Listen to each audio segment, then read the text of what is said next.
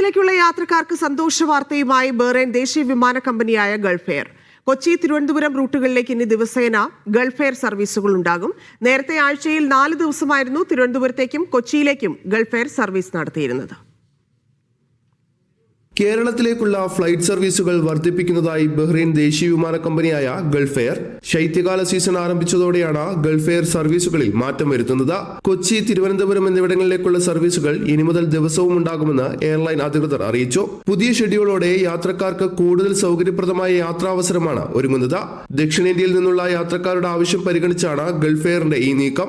Bahrain വഴിയുള്ള connection ഫ്ലൈറ്റുകൾ ഉപയോഗിച്ച് GCC രാജ്യങ്ങളിലേക്കും മറ്റ് അന്താരാഷ്ട്ര യാത്രകൾ നടത്താൻ ഉദ്ദേശിക്കുന്നവർക്കും പുതിയ സർവീസ് കൂടുതൽ സഹായകരമാകും. നേരത്തെ എയർ ഇന്ത്യ ബഹ്റൈനിൽ നിന്ന് കേരളത്തിലേക്കുള്ള പല സർവീസുകളും വെട്ടിക്കുറച്ചിരുന്നു.